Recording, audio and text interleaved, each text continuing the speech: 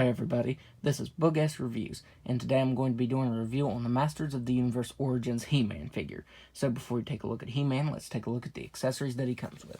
So first up, he comes with a mini comic, and it is Beast Barrage. Looks pretty good. And I'm pretty sure that all of the single figures in this wave come with the same exact comic, because He-Man and Skeletor, I have both of them so far, they come with the same comic. But it looks really nice. So he comes with that. Up next, he comes with his shield, which is done in a dark gray color with a little bit of orangish red painted over top of it. And you just put this on his left arm. You put his fingers through there, and then you clip it to his wrist. Well, forearm, I guess. You clip it to his forearm, and it stays on there very tightly. So that looks very nice. Up next, he comes with his half of the power sword, and it looks really good. It's done in a lighter gray plastic. It's kind of marbleized. It kind of gives it that metallic look to it. And as you can see, it does come with the little pegs to peg into Skeletor's half of the power sword, which I will show off in the Skeletor review. So, he doesn't really hold this the tightest. So you can get him holding it in his hand. But you have to have it a certain way and it'll stay. Which of course it's staying now. But before this review, it kept dropping out of his hand.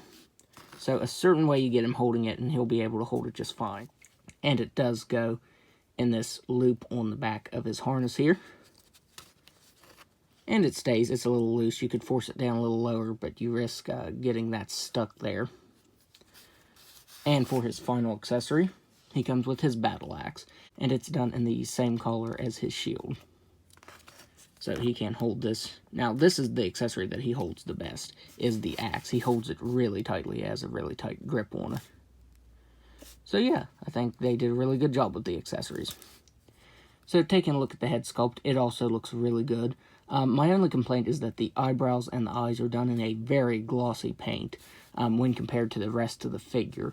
Most of the figure is done in flat colors, so that gloss really stands out. But he has a little bit of sculpt detail to his hair.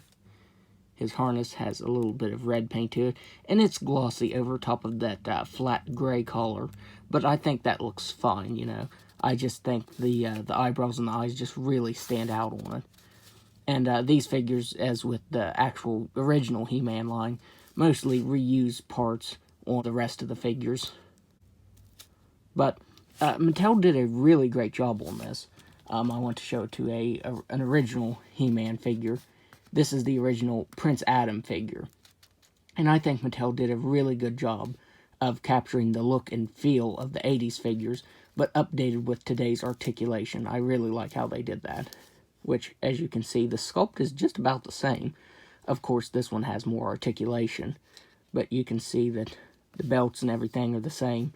And the Prince Adam figure will also reuse this body mold. He'll just come with some different color, and I think he has a soft plastic vest, I want to say.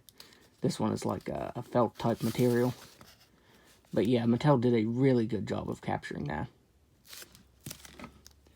And the only sort of paint detail he has is some brown to the loincloth, and some orange to the belt, and the cuffs right here.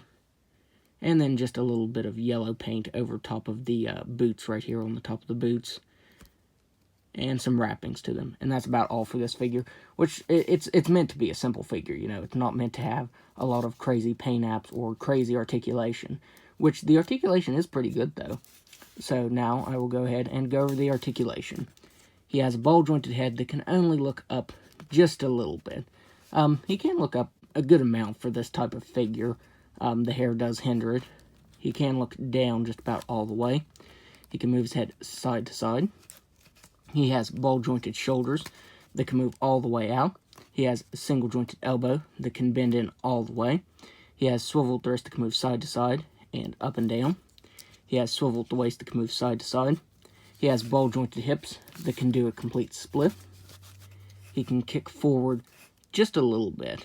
He can't kick forward that far, but he can kick back more. He has a single-jointed knee that can bend in that far and swivel side to side.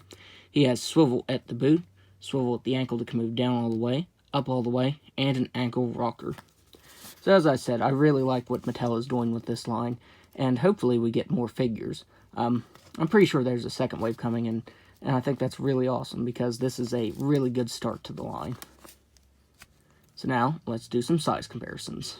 So first up, here he is next to the original Prince Adam figure from the original Masters of the Universe line, and I got them in a similar pose. He does stand a little bit taller since he does have the single jointed knees. He can stand a little bit taller, but I wanted to get them in a similar pose. So there he is next to him. Here he is next to the original Evil Lyn figure.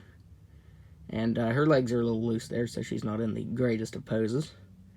But there she is next to him. And finally, there he is next to the new version of Skeletor, which I will be reviewing here shortly. So overall, I would highly recommend this He-Man figure. It is great. Like I said, it's a great updated version of the old figures. It captures the look and feel of the old figures while also staying new with the updated articulation. So yeah, I would highly recommend this figure. It is very nice. So that's my review. If you like this review, be sure to hit the like button and subscribe to my channel. Thanks for watching.